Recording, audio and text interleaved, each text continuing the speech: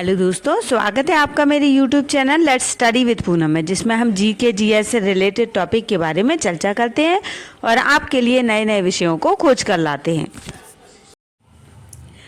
जैसा कि आज आप थंबनेल देखकर पहचान ही गए होंगे, हम भारतीय दिलों पर राज करने वाले सॉफ्ट ड्रिंक जिसे हम रूह अफ़ज़ा नाम से जानते हैं उसके बारे में चर्चा करने वाले हैं।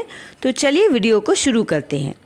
आज़ादी से पहले आई इस ड्रिंक की शुरुआत की कहानी बड़ी ही दिलचस्प है। यूनानी दवाओं के विशेषज्ञ हकीम अब्दुल माजिद ने पुरानी दिल्ली में अपने दवाखाना में एक खास तरह की ड्रिंक तैयार की और नाम रखा रूह अफ़ज़ा। कहा जाता है इस ड्रिंक को तैयार करने की प्रेरणा उन्हें चिलचिलाती गर्मी से मिली। हकीम अब्दुल माजिद ने ऐसे शरबत के तौर पर इसे तैयार किया जो लू से बचाए, पानी की कमी को दूर करे और गर्मी से राहत दे। जानिए कैसा रहा रूह अफ़ज़ा का अब तक का सफ़र। चलिए वीडियो में आगे जानते हैं। हकीम अब्दुल माजिद यूनानी दवाओं के जानकार तो थे ही और गर्मियों की लू से बचने के लिए उन्होंने इस पेय को तैयार किया था। उन्होंने कई यूनानी और देसी चीज़ों से ड्रिंक तैयार किया। शुरुआती दौर में जब रूह अफ़ज़ा मिलना शुरू हुआ तो लोग बर्तनों में ले जाकर इसे खरीदते थे। धीरे धीरे पैकिंग भी तय की गई। 1910 में इसका लोगो तैयार किया गया। उस दौर में दिल्ली में मौजूद प्रिंट बहुत एडवांस नहीं थे, इसलिए लोगों को तैयार करने का काम मुंबई में हुआ। एक समय ऐसा भी आया जब दवाखाना कंपनी में तब्दील हो गया। अब्दुल मजीद का निधन होने के बाद उनके बेटे अब्दुल हमीम और मोहम्मद सईद ने कंपनी संभाली। रूह अफ़ज़ा को तैयार करने में कई यूनानी जड़ी बूटियों का इस्तेमाल किया गया। इसे बनाने में चिक्सर, अंगूर, नारंगी, तरबूज, गुलाब, केवड़ा सहित कई सारी चीज़ों का इस्तेमाल किया जाता था। रूह अफ़ज़ा के बारे में एक कहानी बहुत प्रसिद्ध है, चलिए उसको जानते हैं। साल 1907 की गर्मियों के दिन थे। उन दिनों दिल्ली में भीषण लू चल रही थी। कमीज़ निचोड़ दो तो आधा लीटर पानी निकल जाए, ऐसी गर्मी थी। आम लोग परेशान थे। नतीजतन डिहाइड्रेशन, उल्टी, डायरिया जैसी तमाम समस्याओं से जूझ रहे लोग वैद्य और हकीमों के चक्कर काट रहे थे। दिल्ली के लाल कुआं बाजार में एक छोटा सा दवाखाना हुआ करता था, हमदर्द दवाखाना। यहाँ पर एक यूनानी हकीम बैठा करते थे। नाम था हफीज़ अब्दुल मजीद। लोग उनके पास शिकायतें लेकर पहुँचा करते थे। गर्मी में अक्सर ज़्यादा खाने की इच्छा नहीं होती और सादा पानी भी कितना ही पिया जाए। हालात को देखकर हकीम हफीज़ अब्दुल मजीद को एक आइडिया सूझा। क्या था ये आइडिया? दरअसल इन तमाम बीमारियों से लोगों के शरीर में पानी की कमी हो रही थी। यह समस्या आम हो चुकी थी। हकीम हफीज़ ने सोचा क्यों ना कोई ऐसी बूटी बनाई जाए जिससे पानी के साथ शरीर में ज़रूरी पोषण भी पहुंच जाए, कुछ ऑल इन वन टाइप का। उन्होंने एक बड़े कड़ाहे में कई फलों, जड़ी बूटियों, फूलों और मसालों को मिलाकर एक सिरप तैयार किया। इसमें संतरा, तरबूज, अनानास, सेब जैसे फल मिलाए गए थे। इसके अलावा केवड़ा, धनिया, खसखस यानी पोस्ता दाना, गुलाब और कमल के फूलों के अर्क भी शामिल किए गए थे। तैयार होने के बाद यह एकदम लाल रंग का दिखने वाला गाढ़ा पेय पदार्थ तैयार हुआ। अब जो भी हकीम मजीद के पास अपनी शिकायत लेकर आता, वे उन्हें यही सिरप दे देते।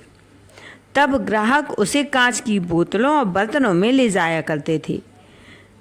खबर फैल गई कि हकीम जी कोई रामबाण बूटी बांट रहे हैं। खरीदने वालों का तांता लग गया। यह तो दवाई थी, लेकिन लोगों में इसे लेकर गजब की दीवानगी देखने को मिली। खरीद और बिक्री का सिलसिला बढ़ता गया और एक साल के भीतर यह इतना प्रसिद्ध हो गया कि इसे एक औपचारिक रूप से नाम देने की ज़रूरत पड़ी। हकीम मजीद ने इसे नाम दिया रूह अफ़ज़ा, माने रूह को ताजगी देने वाला। अब जब यह हद अजीज़ ड्रिंक बन गया तो हकीम मजीद ने इसे बाज़ार में उतारने का फ़ैसला किया। पुरानी दिल्ली के हौज काजी इलाके में एक प्रिंटिंग वाले के पास गए और एक लेबल डिज़ाइन कराया। इस पर रूह अफ़ज़ा जो 3 भाषाओं में लिखा गया था, हिंदी, अंग्रेजी और उर्दू। आज भी इस पैकिंग में कोई बदलाव नहीं हुआ है। अब तक इस काम में उनका पूरा परिवार शामिल हो गया था। उनकी पत्नी राबिया बेगम, बड़े बेटे अब्दुल हमीद और छोटे बेटे मोहम्मद सईद और हकीम मजीद की निगरानी में मैन्युफैक्चरिंग का काम शुरू हुआ। बाज़ार में पकड़ बन चुकी थी, लेकिन साल 1922 में हकीम मजीद का इंतकाल हो गया। अब कमान पूरी तरह से उनके बेटों के हाथ में आ गई थी। छोटे बेटे मोहम्मद सईद मुस्लिम लीग से प्रेरित थे, जो अलग मुस्लिम देश पाकिस्तान की वकालत कर रहे थे। बंटवारे के बाद 1948 में वे पाकिस्तान शिफ्ट हो गए।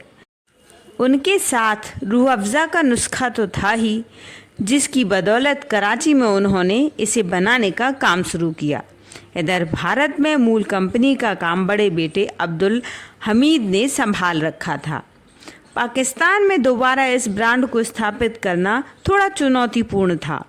वहाँ केवड़ा की सीमित पैदावार थी, इसलिए सिरप में कुछ बदलाव किए गए, जैसे केवड़ा की जगह गुलेबहार और तुरंज फल के फूल का इस्तेमाल किया गया। धीरे धीरे इसने अपनी पहचान बना ली थी। हकीम सईद को विज्ञापन की ताकत का अंदाज़ा था। वह जानते थे कि अगर किसी चीज़ की आदत डलवा दी जाए तो लोग उसे ज़िंदगी भर अपने साथ लेकर चलते हैं। ऐसा कई दूसरे ब्रांड के साथ भी हुआ है। रूह अफ़ज़ा ने बंटवारे और लाइसेंस राज और फिजी ड्रिंक्स के दौर को देखा है, लेकिन इन सब के बावजूद इसका क्रेज़ आज भी बरकरार है। अल जज़ीरा की एक रिपोर्ट के मुताबिक रूह अफ़ज़ा से जुड़ा एक दिलचस्प किस्सा मिलता है। दरअसल जब 1989 में सोवियत संघ ने अफ़गानिस्तान पर आक्रमण किया था, तो पेशावर में कई शरणार्थी शिविर बनाए गए थे। राहत सामग्री में रूह अफ़ज़ा की बोतलें भी भेजी गई थीं। खपत को देखकर यह सवाल उठा कि शिविर में हर दिन इतनी सारी बोतलों का इस्तेमाल कैसे हो रहा है। जांच करने पर पता चला कि अफ़गानों का रूह अफ़ज़ा पीने का अपना अनोखा तरीका है। वे बोतल का ढक्कन खोलते हैं और बिना पानी मिलाए सीधे सिरप पी जाते हैं। रिपोर्ट में एक और किस्से का जिक्र किया गया। बताया गया कि 1989 के दौर में बॉर्डर के आसपास के इलाकों और पंजाब के कई हिस्सों में जब कार इंजन ओवर हीट हो जाता था, तो लोग उसे ठंडा करने के लिए रूह अफ़ज़ा डाल देते थे। रूह अफ़ज़ा प्लांट में तो कई वर्कर्स इसे रोटी में डालकर खाया करते थे। कराची, लाहौर की सड़कें हों या पुरानी दिल्ली की गलियां, हर जगह आपको रूह अफ़ज़ा, शरबत मोहब्बत, लस्सी या फालूदा कुल्फ़ी जैसी ड्रिंक्स सजी हुई मिलेंगी। दशकों से भले ही भारत और पाकिस्तान के बीच संबंध खराब हुए हों, लेकिन इस ड्रिंक का अतीत दोनों देशों से जुड़ा हुआ है।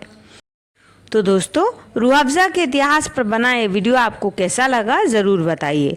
और यदि हमारे चैनल पर आप नए हैं तो चैनल को लाइक, शेयर और सब्सक्राइब ज़रूर करिए। धन्यवाद दोस्तों।